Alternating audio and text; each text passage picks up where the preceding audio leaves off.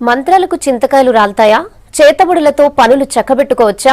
మంత్రం వేస్తే ప్రత్యర్థులు మటాష్ అవుతారా?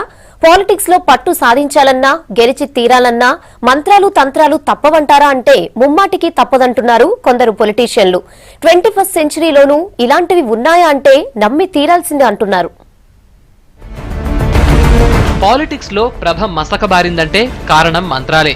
ఆరోగ్యం బాలేక ఆస్పత్రి పాలైనా, ఎన్నికల్లో ఓడిపోయినా ముమ్మాటికి మంత్రాలే ముంచాయని డిసైడ్ అవుతున్నారు.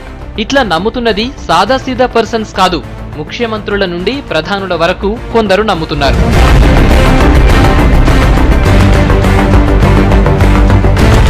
ఈ మధ్య తీవ్ర అనారోగ్యంతో హాస్పిటలైజ్ అయిన జయకు చేతబడి చేయటం వల్లే ఇలా జరిగిందట. ఎక్కడో ఇంగ్లాండ్లో ఉండే డైలీ మెయిల్ అనే పత్రిక స్పెషల్ స్టోరీ రాసింది. హాస్పిటల్లో జయను పరామర్శించిన సీనియర్ నటి బి సరోజాదేవి కూడా అమ్మకు చేతబడి జరిగిందని కామెంట్ చేశారు.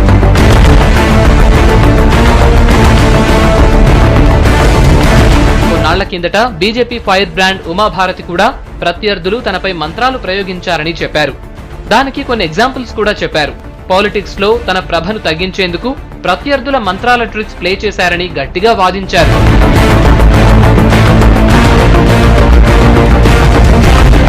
గతంలో కర్ణాటకలో తొలిసారి బీజేపీ గెలిచి యడ్యూరప్ప సీఎం అయ్యాక మంత్రపూజలు చేశారు.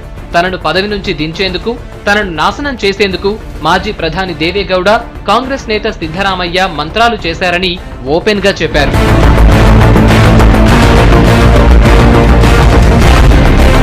ఈ మధ్య యూపీలో ఎస్పీ ఫ్యామిలీ సెంటిమెంట్ స్టోరీ ఎపిసోడ్ల వారీగా నడిచింది. ఇంత పెద్ద సీన్ వెనుక అసలు విషయం ఏంటో ఆ పార్టీ ఎమ్మెల్సీ క్లియర్ గా చెప్పారు. మంత్రాల ప్రభావంతోనే అంతా జరిగిందని సెలవిచ్చారు. అఖిలేష్ యాదవ్ కు తన బాబాయ్ శివపాల్ యాదవ్, తల్లి సాధన ఇద్దరూ కలిసి మంత్రాలు చేయించారని ఉదయ్వీర్ సింగ్ చెప్పారు. రాజకీయ రగడనో పొలిటికల్ డ్రామానో కానీ ఇక్కడ మంత్రాల ప్రస్తావన మాత్రం వచ్చింది.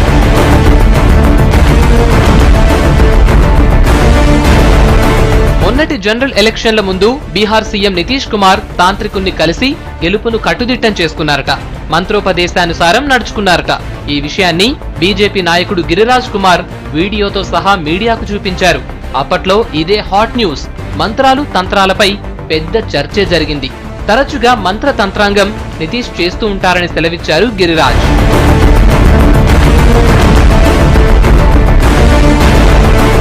కొంచెం ముందుకెళితే అంతకు ముందు ఎన్నికల్లో కాంగ్రెస్ పార్టీని ఓడించేందుకు గుజరాత్ లో నరేంద్ర మోడీ తమపై తంత్రాన్ని ప్రయోగించారని గుజరాత్ కాంగ్రెస్ నాయకులు గగ్గోలు పెట్టారు.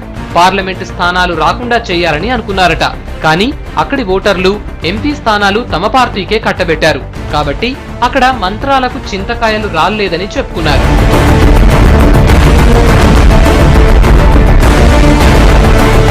ఇలా చెప్పుకుంటూ పోతే లిస్టు చాలా పెద్దదే అవుతుంది.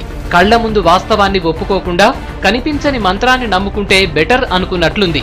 అందుకే సైన్స్ ముందుకెళ్లమంటుంటే వీళ్లు మాత్రం వీలైనంత వెనక్కి తిరిగి చూడకుండా వెళ్తున్నారు. జనాలను కూడా తమ వెంట తీసుకెళ్లాలనుకోవటమే బాధాకరమైన విషయం.